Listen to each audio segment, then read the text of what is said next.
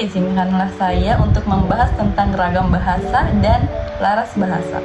Baik, sebelum masuk ke materi, perlu kita ketahui bahwa bahasa merupakan alat komunikasi yang bervariasi yang digunakan manusia untuk berinteraksi antar individu, antar kelompok, dan antar organisasi dalam berbagai bidang kehidupan seperti bidang pendidikan, pertanian, bisnis, perdagangan, kedokteran, ataupun hukum.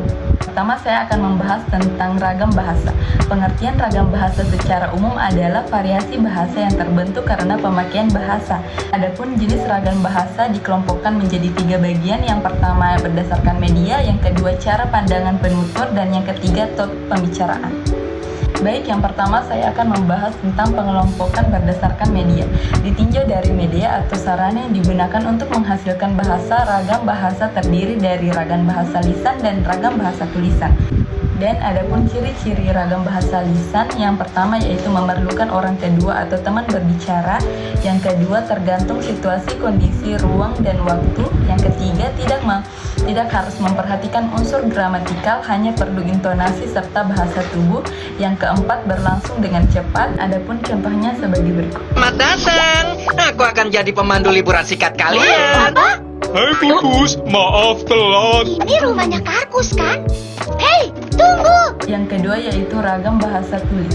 Kita berurusan dengan bahasa yang dihasilkan dengan memanfaatkan tulisan dengan huruf sebagai unsur dasarnya. Dan adapun ciri-ciri dari ragam bahasa tulis seperti tidak memerlukan orang kedua atau teman berbicara, tidak tergantung kondisi, situasi, dan ruang serta waktu. Yang ketiga harus memperhatikan unsur gramatikal. Yang keempat berlangsung lambat. Yang kelima selalu memakai alat bantu. Adapun contoh dari ragam bahasa tulis seperti berikut.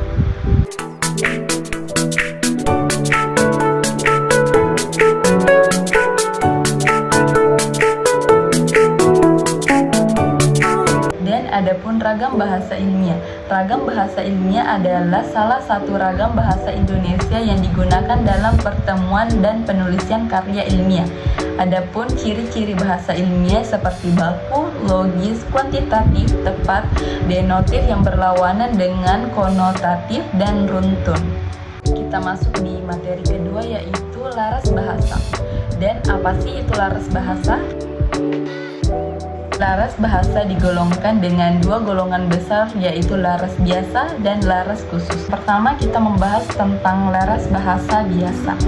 Laras bahasa biasa ialah laras khusus yang digunakan untuk masyarakat umum seperti bidang hiburan, pengetahuan, penerangan, maklumat. Kalimatnya sederhana, ringkas, dan padat. Contohnya seperti berikut.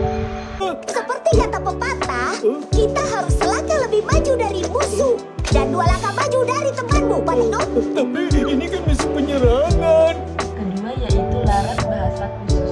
Tujuannya untuk mempengaruhi atau membentuk tanggapan tertentu atau dan melakukan mengubah sikap tindakan, digunakan dalam iklan, tender, laporan, dan sebagainya.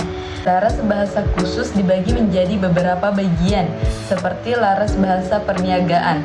Tujuannya untuk mempengaruhi atau membentuk tanggapan tertentu atau mengubah sikap dan melakukan tindakan, digunakan dalam iklan, tender, laporan, dan sebagainya.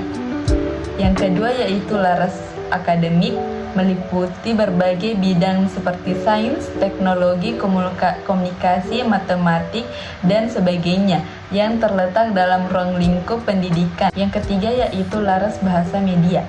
Berita seperti wacana memiliki struktur teks yang tersendiri, lain dari struktur teks fiksi dan lain pula dari struktur teks esai dan karya ilmiah. Dan yang keempat yaitu laras bahasa sastra, memperlihatkan gaya bahasa yang menarik dan kreatif. Bahasanya dapat dalam bentuk naratif. Contohnya sebagai berikut. Disinilah kami berdiri, menyanyikan air mata kami. Sekian pemaparan materi dari saya, lebih dan kurangnya mohon dimaafkan. Wabillahi taufiq wal hidayah, wal hadi ila sabir.